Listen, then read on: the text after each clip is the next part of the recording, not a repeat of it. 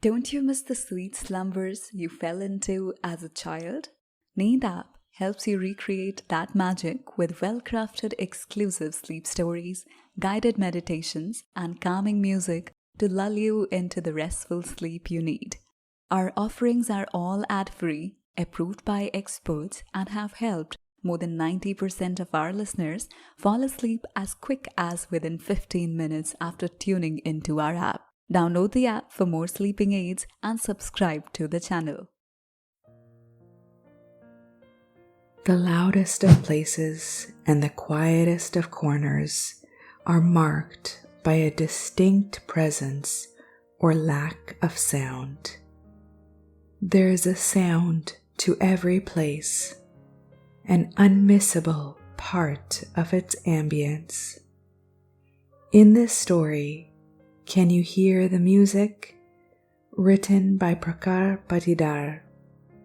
I, Zareen Barda, will help you look through the eyes of someone who adds melody to this sound, the pianist who plays in that restaurant you frequently visit.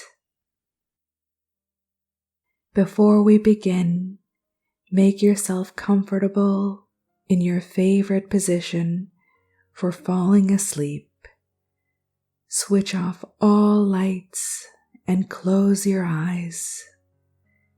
Take a slow, full, deep breath and let go. It's time to set the world aside. Let go of your day and begin your gentle transition into sleep. Take another slow, full, deep breath and breathe out any tension in your body. All there is to do now is relax, rest, and be restored. You're in bed now, feeling your body relax from the day. Beginning with your feet, allow all the tension to go out of them now. They've worked hard for you all day and deserve a rest. And so the relaxation in your feet begins to find its way into your ankles, your calves, and your knees. And now relax your upper legs, your hips, and feel this relaxation flowing up into your abdomen and lower back, and your upper back and chest, and feel this peaceful, relaxing feeling flowing down your arms, into your hands, and out your fingertips, and then up into your neck, head, and face. Now your body is perfectly calm, relaxed, and ready for sleep. Soon you'll be sound asleep, off on a peaceful journey into dreamland that will carry you all the way through until morning. So as you continue to listen to the story, begin to follow your breath, relax your entire body, and settle in for a wonderful sleep experience. Let's follow the music now. I grew up in a small 2-bedroom apartment in a crampy building. I am not complaining. I loved my home dearly, but which home does not have parts that are not difficult to love? In our building, the preparations for the next day began before the day itself could begin. hurried footsteps trying to match up with the hands of the clock that set the rhythm for the next few hours. Clinking buckets got clunkier with water. Calls to wake children up for school resonated from every window. The newspaper rustled open. Closed doors were banged on. The tea bubbled and the cooker whistled.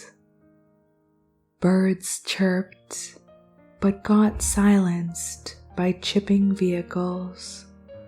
A symphony in its own right. Amidst this usual cacophony of rushed mornings flowed the notes of the piano my sister practiced every morning. We inherited the love for music from our grandmother. The piano came along with it. It was a delicate thing, old and worn out, but oh, the music its keys produced. Even our amateur strokes and missed notes blended into perfect melodies, almost as if it couldn't rid itself of our grandmother's love that came with it. We joke about how it's the reason neither of us made it big. The piano was too forgiving of our mistakes to sharpen our talents. It's a joke, of course. The piano was too generous. It gave us a lifetime of music sitting at our fingertips. My sister and I played a game called Can You Hear the Music? It was simple. One had to take cues from the likeliest and the unlikeliest of the places and make a song out of it every week.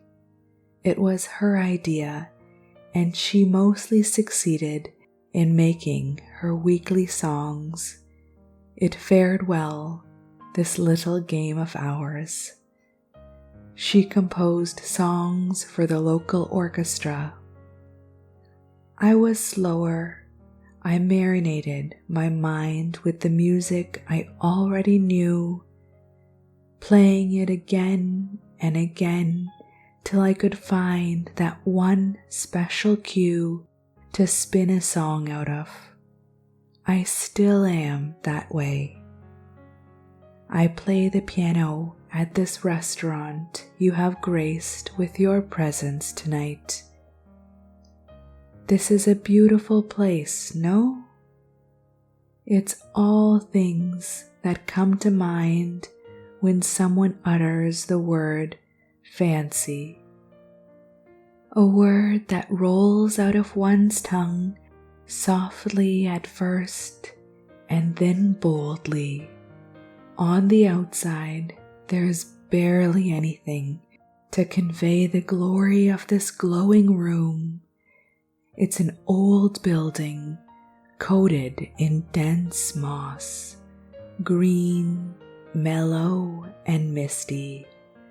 Some evenings I run my hands through this wall to soak some life into them. The unsung stars of my performance need a warm-up from time to time. Would you believe me if I say there's something, a form of energy, a life-giving force that meanders through these misty mosses? What else is the air inside charged with? It glimmers in the golden light of this magnificent chandelier. It carries my music up to the crystals hanging from the chandelier and all the way to the mosaic paintings It helps my music glide on the rims of these giant windows and traces the smooth edges of the elaborate fountain in the middle of the room.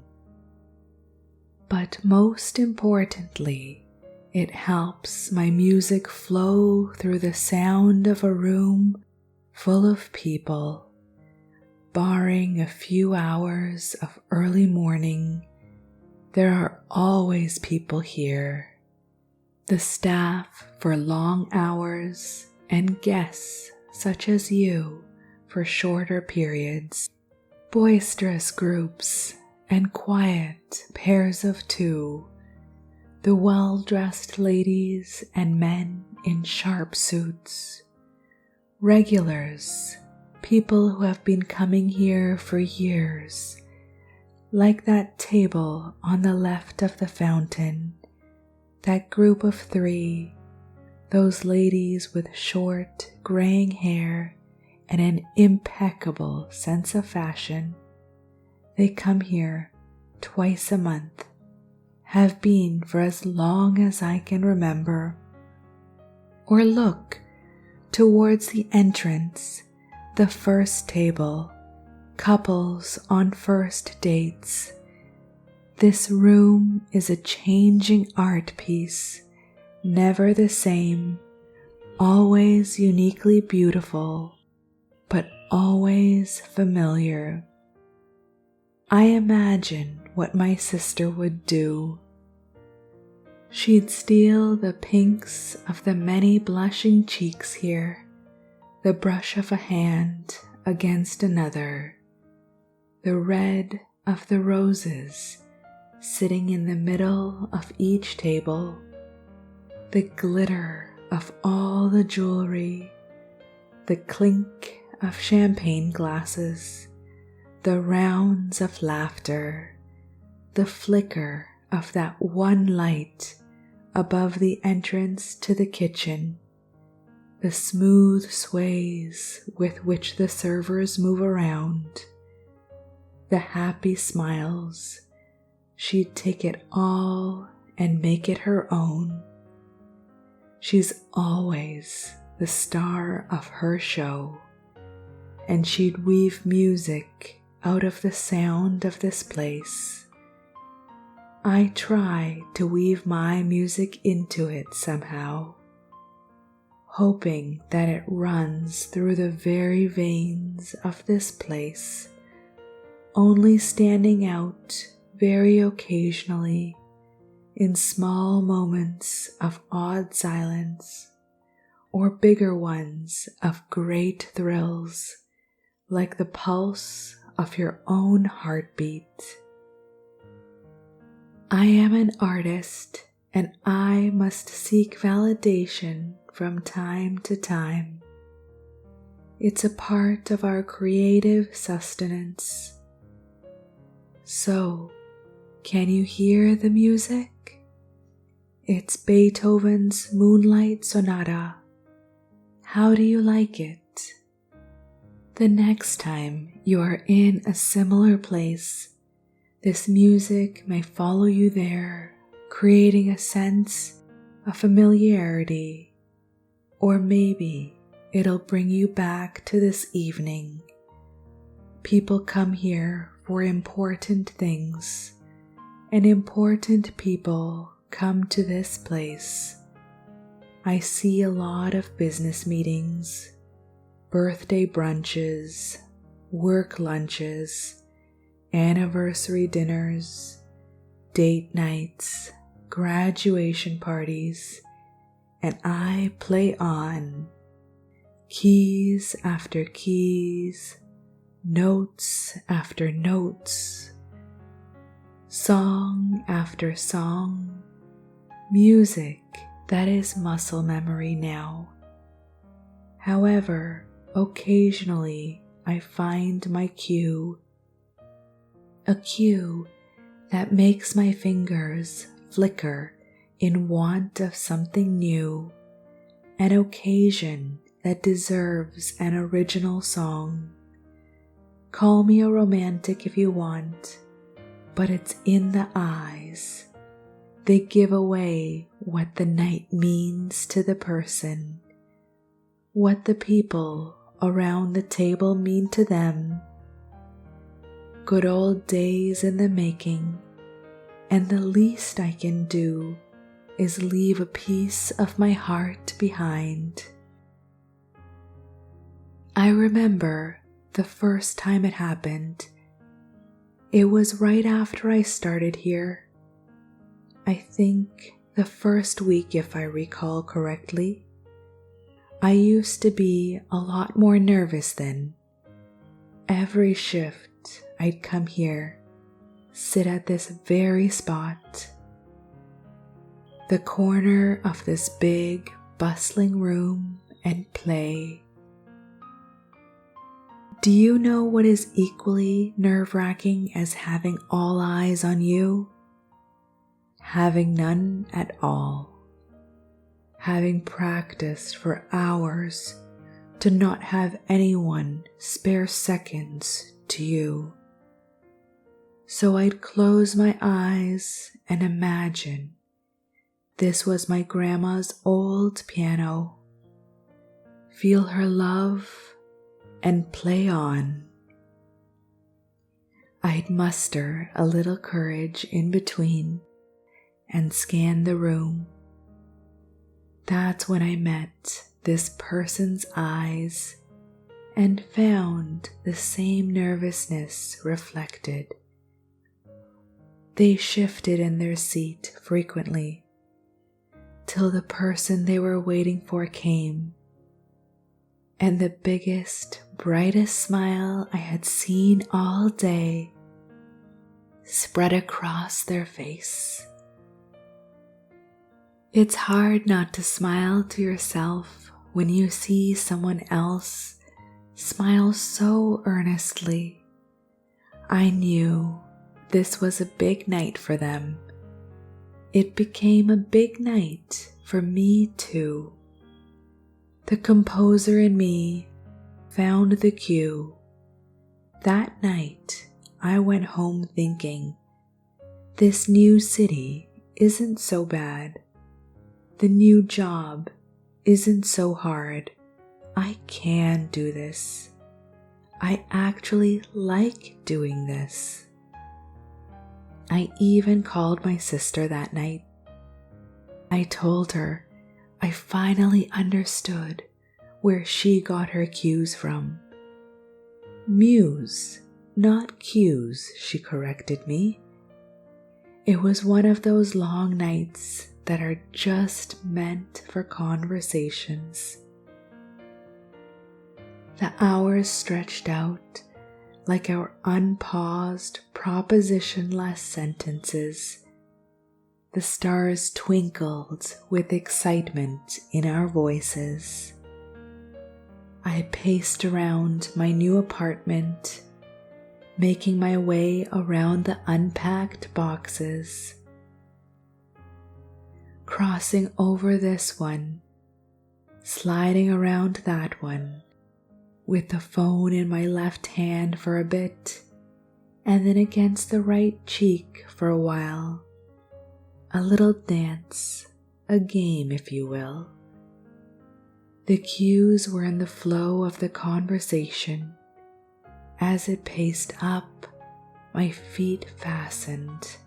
As it slowed, I stopped and swayed at the spot for a while. As it paused, I too fell into the chair to catch a break. It had been a long time since I opened my heart to someone. Whenever it was always opened to my sister. We talked for a good while before my sister asked, what had I played for the pair at the restaurant earlier? It was nothing much. I went with E minor and threw in a few chords, 1, 4, 5. It sounded so easy. Once you find your muse, art isn't that far behind. all that came before that moment didn't matter anymore. The next day, I went back, all bright and beaming, but that charm was missing. And it didn't return the next day, or the day after, or the next week. And so my music, too, was someone else's seasoned melodies on my nervous fingers, calming and comforting to my disheartened heart. For afternoons that seemed too businessy, I'd play something quiet and serious. For celebration nights, I let all the cheerful cats out of the bag without even realizing I was doing so. Reading the mood is what they call it. For evidently romantic date nights, I never failed and still don't fail to play La Vie en Rose.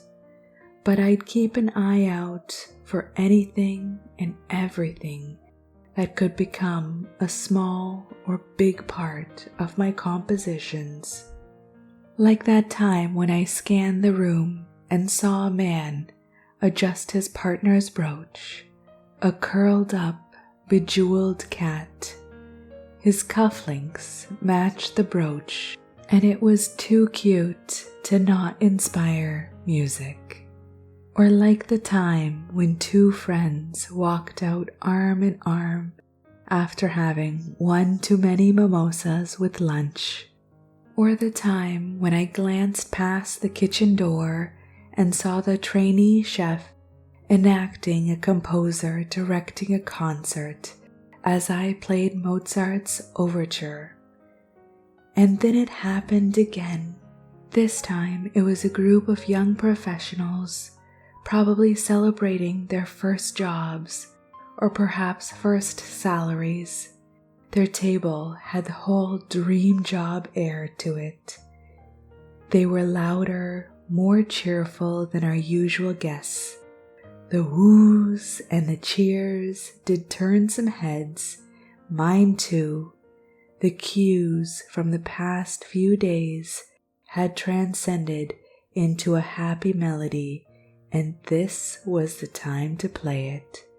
I obliged and played my compliments. This is actually what I named the melody ultimately, my compliments. How fitting, no? It makes me smile every time I play it. I also have a story for how my song, Long Nights, came to be. But that's a story for another time, someday when it rains perhaps. It's a cozy evening today, and people are showing up at their usual pace. In a while, this place will be full and warmer. Emotions will fill up the air with the aroma of the delicious, soul-nourishing food our chefs make.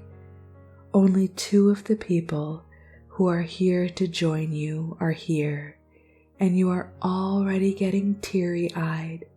I have seen you before. You're a regular here. Something about today catches my attention, though. This seems like a big moment from here.